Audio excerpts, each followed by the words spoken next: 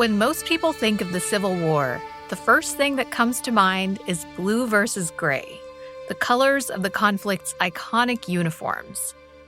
And in many ways, that's fitting, because the war revolutionized the way Americans made clothes. It ushered in mass production and encouraged innovation, including some ideas that weren't quite ready for prime time. A lot of people I've talked to have been very surprised that body armor existed during the Civil War.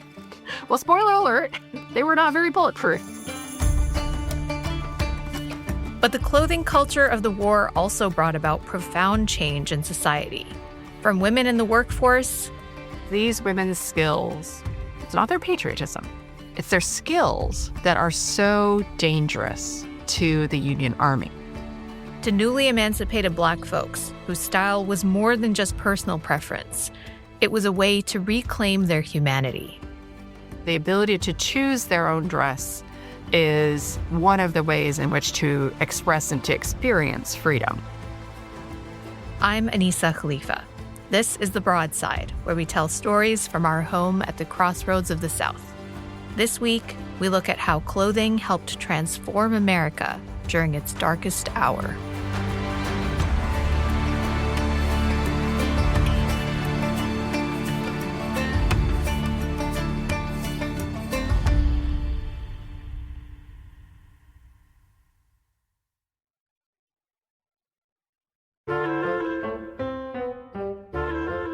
Hi. Hi, how are you? Good. My name is Anissa. Hi, Anissa. So nice to meet you. So nice to meet you. Thanks for doing this. Sarah Weichsel is a historian of material culture, which means that she studies the physical objects that surround us. So I have always been interested in the way that the material world shapes history, and particularly in how people have used it to mediate conflict. And because of that, she's fascinated by one particularly bloody moment in American history, the Civil War. I was really interested in the objects that were lost, the stories that people told about them, and how it helped them to understand and experience wartime. When Sarah started researching the topic a little over 15 years ago, she honed in on a part of the conflict that she thought would provide that insight: looting. Throughout the war, soldiers from both sides often stole from the civilian populations they encountered. But as she started digging into primary sources like letters, Sarah didn't find many people complaining about missing family silverware. Instead, I kept finding references to clothing. and these weren't just passing mentions, these were angry folks from all walks of life. People talking with such vitriol about incidents that involve clothing. So some of them that stand out are this woman who writes about how her dresses were torn apart and tied to a horse's tail by Union troops, or a formerly enslaved man who submitted a document to the Southern Claims Commission requesting reimbursement for a hat that had been lost during the war. And the paper trail didn't stop there. They wanted new clothes. They wanted better clothes. They were very irritated with the government for not providing them with clothes. They were trying to access raw materials to make clothes. They were angry about what they could and could not wear. And they also were thinking about where their clothes came from and what kind of labor had been used to produce the raw materials. So with all that in mind, Sarah decided to shift her focus and try to answer one thing. Just what was it about clothing that was so important in this particular moment? And that question is central to her new book called A Nation Unraveled. It's a fascinating look at clothing, culture, and violence in the American Civil War.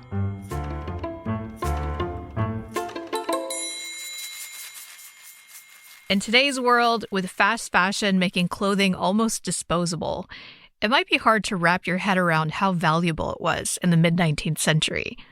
But Sarah says clothes were cherished. Most of them were hand or custom made, and people did everything they could to make them last. Clothing was something that people bought and they kept for a really long time, and they were much more likely to find ways to freshen it up, to, use dye to make a black dress blacker when it started to fade, those sorts of things. And then they kept that clothing for a long time until it wore out, essentially. And so clothing was something that retained value from the moment that it was purchased until it became a rag, at which point it could be, picked up by people called rag pickers who would then recycle it into other materials like paper. Although not everything was bespoke, a clothing industry was starting to take off in the U.S., connected to complex supply chains, slave labor, and international trade.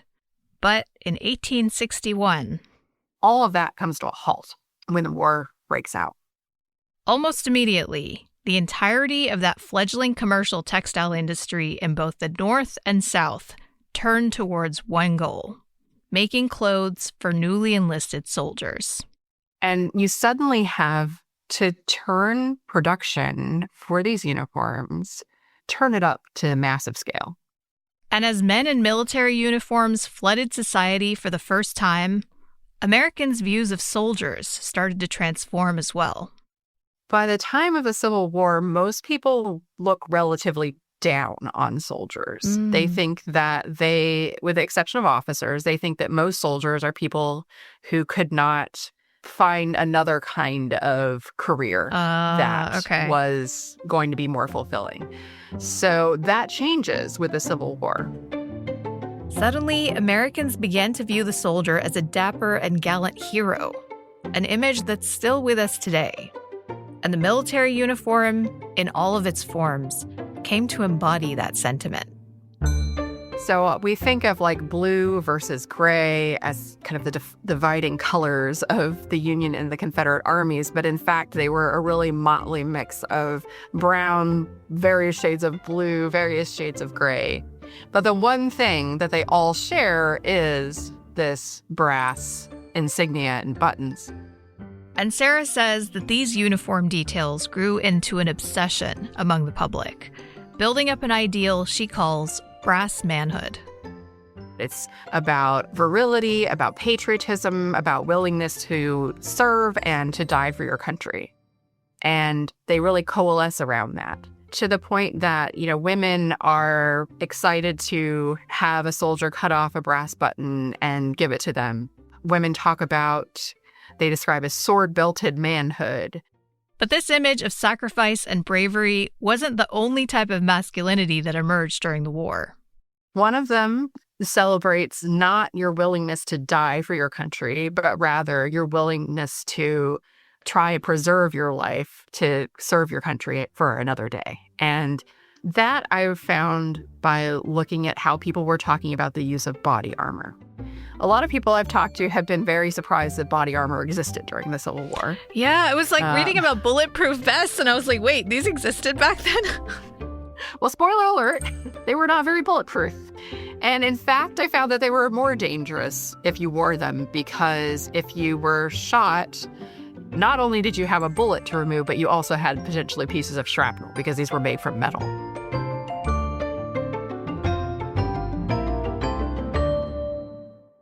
So there's also the experience of Black soldiers in the Union Army, right? Many of them like newly free people. What was their experience like? Because that was very different. It was very different. There's a class difference, and then there's just a difference in circumstances as well. So you have all of these white soldiers who are able to write home and have clothing sent to them. They're able to have what they're able to wear supplemented by family members at home. And for many Black soldiers, that's not a possibility. Many of them have freed themselves and joined the Union Army. They don't have anyone to write home to request those sorts of things. So they are very much reliant on what the government will give them. And at the moment that Black soldiers are allowed finally into the Army, there's a debate over what they should wear. Are they going to wear the dark blue uniform of the Union Army, or are they going to wear something that is, as some of the people put it, more distinctive? Initially, some folks in the U.S. Army argued that Black troops should wear red pantaloons. The thing to know about red pantaloons is that red is a very easy target on a battlefield. Yeah. Despite all of the prejudice and discrimination, and vitriol that they experience in the Union Army, ultimately wearing blue uniforms is really significant. And on the home front, the war sparked a trend in civilian clothing that we're very familiar with today: patriotic flair. It's pretty crazy. There's, they've got stationery and they have fabric and there are cockades and buttons, and I found paper collars that you would wear over your cloth collar to protect it from, sweat stains, basically. That have patriotic symbolism on them. All have patriotic symbolism. Wow. There's even playing cards and that sort of thing. So they're looking for anything and everything that they can put an American flag on, that they can put a Confederate flag or images of important generals, that sort of thing. But women weren't just pinning symbols of their loyalties to their dresses. Their labor, both at home and in mills, was fundamental to the war effort. Some of them die, some of them are assaulted. Most of these women never return home. More on that after a short break.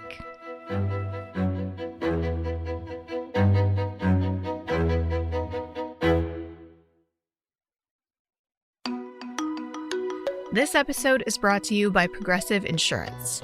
You chose to hit play on this podcast today. Smart choice. Progressive loves to help people make smart choices. That's why they offer a tool called Auto Quote Explorer that allows you to compare your Progressive car insurance quote with rates from other companies. So you save time on the research and can enjoy savings when you choose the best rate for you. Give it a try after this episode at progressive.com. Progressive Casualty Insurance Company and Affiliates. Not available in all states or situations. Prices vary based on how you buy.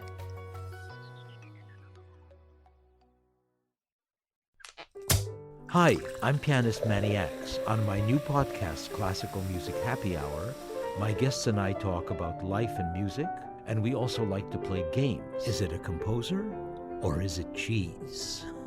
Oh, I know this game. Knowing Mozart, it's probably all of the above. It's all of the above. Is this a fake or was this a flop? Flop. That's more mistakes than I made in my last recital.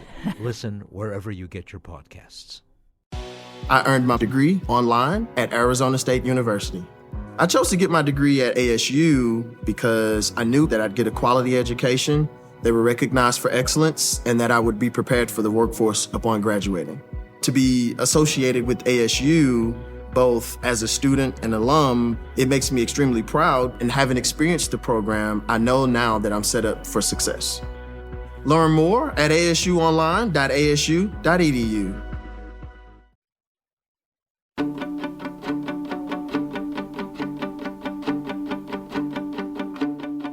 Historian Sarah Weichsel says the uniforms of the Civil War helped change the way Americans viewed the military, introduced new ways of thinking about manhood, and gave previously enslaved men a sense of pride and equality.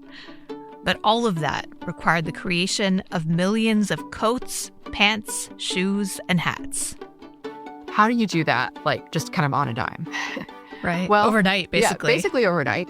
So you have to employ multiple levels of society to make this happen.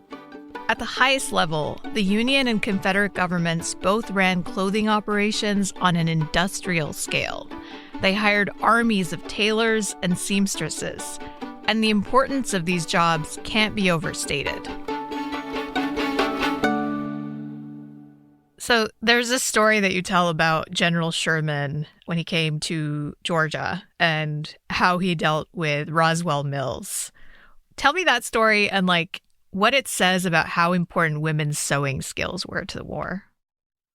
He orders the army to burn the mills and to arrest the women and charge them with treason. And then he has to make a decision. What is he going to do with them? In a shocking turn, Sherman actually deported all 400 of these mostly working-class white women to the North. He sees these women's skills. It's not their patriotism. It's their skills that are so dangerous to the Union Army. So his decision is basically based on the fact that if the women were allowed to remain in the South, they would be able to take the skill set and go to another textile manufactory and be able to produce cloth to support the Confederacy. He can't let that happen. So those women are sent north by train and by wagon. They're allowed to take their children and whatever they can carry. So they end up in places like Indiana, Ohio, Illinois. Some of them marry Union soldiers. Some of them die. Some of them are assaulted by Union soldiers. And then others live out their lives in these northern locations. Most of these women never return home to Georgia. But beyond these professional seamstresses, Sarah says at-home sewing circles also played an important role. Most women know how to sew to some degree, but not necessarily such that they can produce uniforms.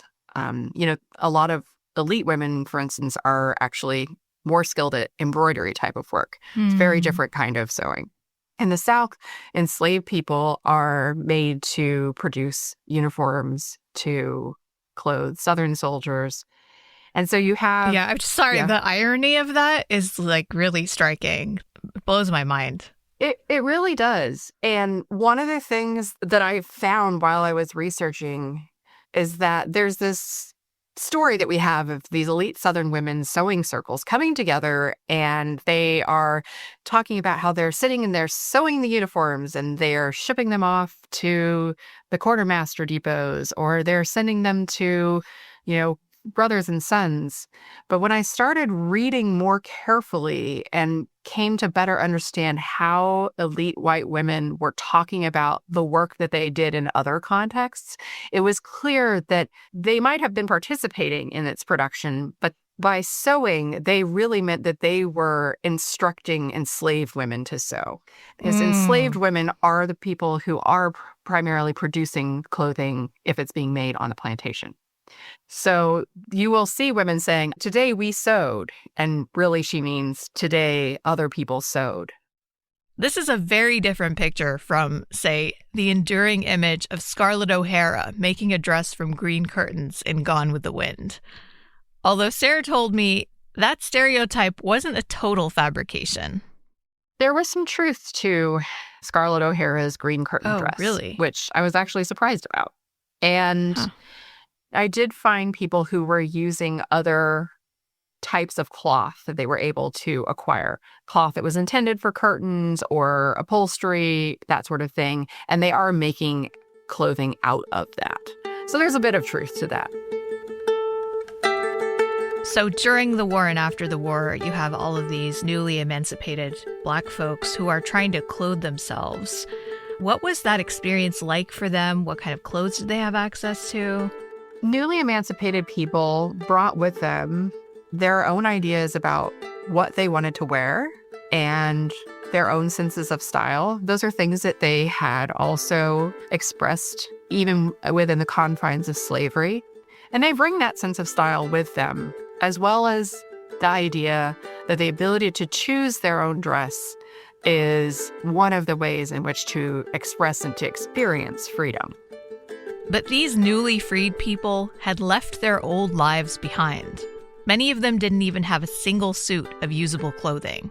So into this gap came relief workers, mostly Northern Quakers and missionaries. And they have their own ideas about what freed people should and should not wear. And though they support emancipation, they also do live within a society that has a racial hierarchy, and they want to maintain that hierarchy. They, say that Black women should wear these kinds of garments and not those kinds of garments. So it's not hoop skirts and not finery, not silks. So they're trying to instill their own sense of what a freed person should look like. Right. So you're free, but you still shouldn't think that you're equal to us. Exactly. Basically, or to a certain class of white women. Exactly. That becomes a source of tension, obviously, between formerly enslaved people and relief workers. So you're saying these are like Northern folks who have come down to help as relief workers. What about Southerners seeing people who they had denied any kind of humanity to now dressing in clothes similar to them. Did that erupt into like violence? It did erupt into violence. And sometimes that was very physical violence with beatings in streets. Sometimes, this was also the case of Black soldiers in uniform. That was a very hated sight in the South. In terms of civilians, there is a lot of hatred expressed. And that only continued in the post-war era, where clothing actually had a surprisingly significant political impact. Sarah says the myth of ragged Confederate soldiers returning home and the resentment of elite white women who had to give up their fancy dresses were central to Lost Cause ideology, ideas that would later give rise to Jim Crow. It's very racist, and you get a real sense reading the writings of people just immediately after the war of the emergence of things like the Ku Klux Klan and efforts to restrict free people's movement. Sarah says the long-term economic impact of wartime clothing production was also profound. The newly reunified country capitalized on the lessons learned in the war, particularly in my home state, which would become the textile capital of the United States. It's very much the precursor to the emergence of a really strong textile manufacturing system in North Carolina. And so although there's a lot of destruction during the war, and there's a kind of period in which it is not, back up and running, you have a longer history of both skills and people and knowledge that are able to be employed and deployed in the second half of the century.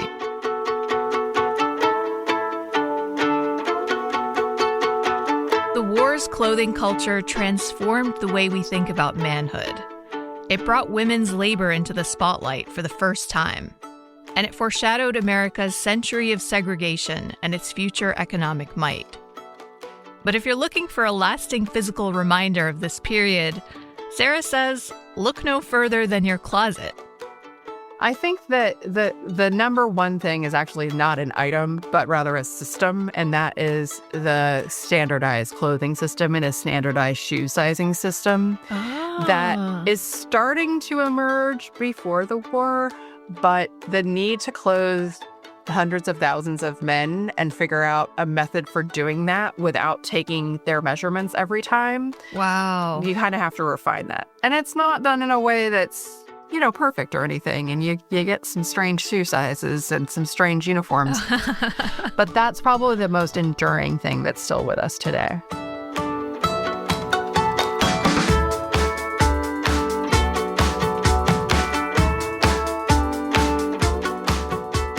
Sarah Weichsel is the author of A Nation Unraveled, Clothing, Culture, and Violence in the American Civil War, out now from UNC Press.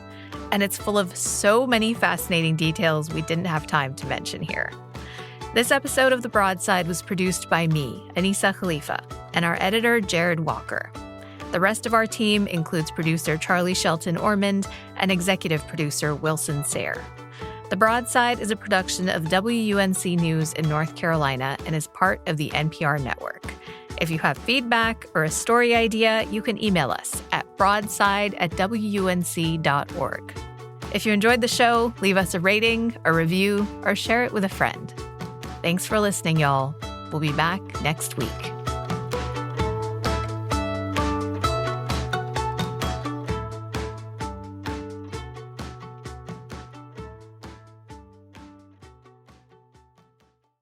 TV has thousands of free movies and TV shows. You swear? If I'm lying, I'm dying. This is the mindset. Free. This is the mantra. Free. This is the mindset. With movies like Titanic, Dreamgirls, and Gladiator. Are you not entertained? And TV shows like Survivor, SpongeBob SquarePants, The Fairly Odd Parents, and Ghosts. Pluto TV is always free. Huzzah! Pluto TV. Stream now, pay never. He gave me a book on art forgery. I found myself drawn to these old masters. How did these artists take paint from a palette arrange it on a canvas, I began to unlock the secrets. I was a storehouse of knowledge of how to create an illusion, present it to a experienced expert, manipulate his mind, and convince him and bring him to the inevitable conclusion that the painting is genuine. We flooded the market with my paintings, and I couldn't believe what I did. I couldn't believe it. Then the dominoes started falling, and eventually the FBI were led to my door. They uncovered a mountain of evidence against me. But they never actually got you. At this point, you've sold a lot. You've got like $1 million in cash. You sold one painting for $717,000. Why did it go away? Why did you never get indicted? And how are we having this conversation? I guess that's the greatest story of all. To hear how Ken Perenni made millions in art forgery, dodged the mafia and the FBI, subscribe to The Jordan Harbinger Show and check out episode 282 in Apple Podcasts, Spotify, or wherever you're listening now.